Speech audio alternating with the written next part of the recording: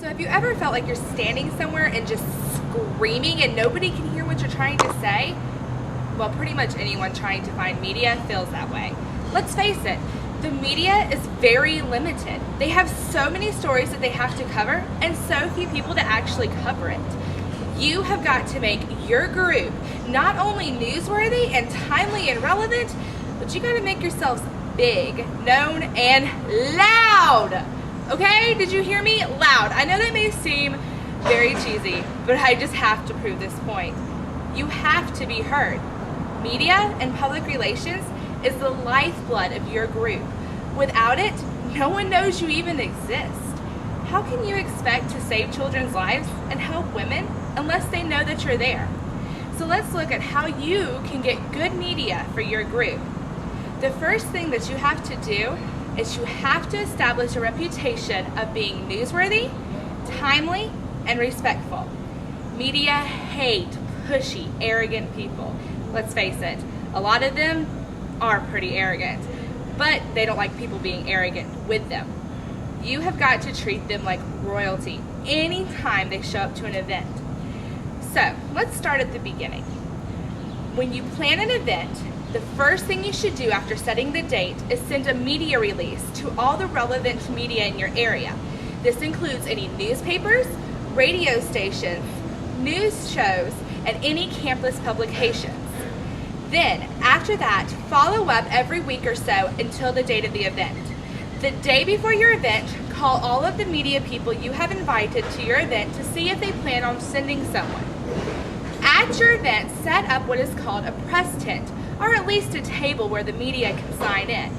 At this table or tent, have someone designated that can show them who to talk to, where the best photographs are, and give them general information about the organization and the event itself. Media need things to be easy because they are on a very strict deadline. If you can get them in and out with all of the information that they need, they're gonna like you. And most importantly, they're going to come back. Another good thing to have at your press tent is what I like to call a press bag. Just general information like brochures that your organization has created, flyers, information about the officers, the events, why you're doing the event, and I always like to include a little goodie. No one ever said anyone's above a little bit of bribery, especially when that bribery is sweet tasting, like a cookie, candy, or maybe even a coupon for a discounted drink at a coffee shop. Let's face it, people like to get free stuff, and media, they have to go to a lot of things, and they don't have a lot of money. So anything you can do to show that, hey, I'm thankful and I care that you're here will be better. After your event, make sure you follow up with any of the media that came. Send them a thank you for showing up to the event.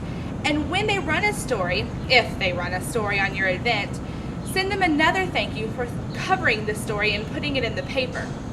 Now, every now and then, we're going to get some bad press. Let's just face it.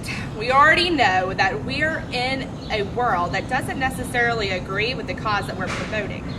Don't panic when you have a bad article in the newspaper or a sound clip on the news takes the worst possible statement uttered completely out of context and runs it on the nightly news. The first thing you need to do is call the reporter and ask them what happened. If it was taken out of context, ask why he didn't put the context around it. Or if you were even misquoted in a paraphrase like has so often happened to me. What you need to do is ask why they did it that way.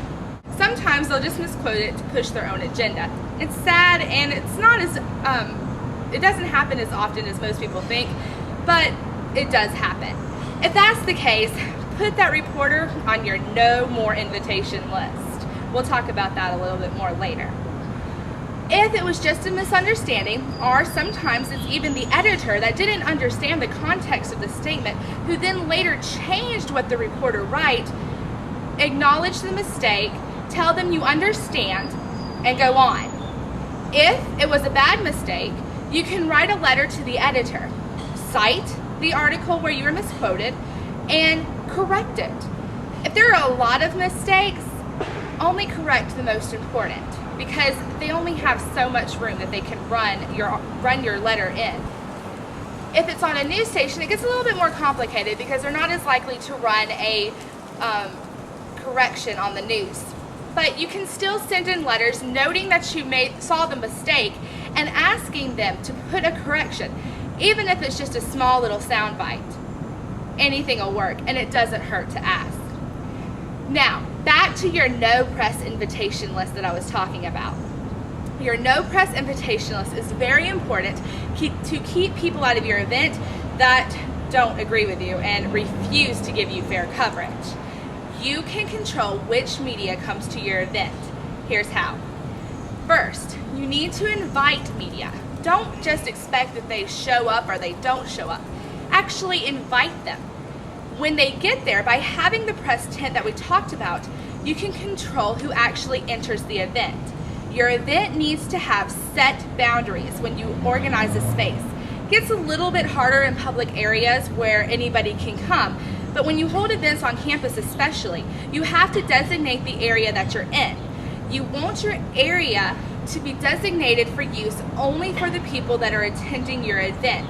If a media tries to come in that you did not invite, you can tell them nicely and respectfully that they were not invited and that they're only allowing invited media in, but that you would love to speak with them later and you could take their contact information if they would like. That way they can't say that you were just rude and shoved them out and refused to have your coverage there. They don't have any pictures. They don't have any of the information.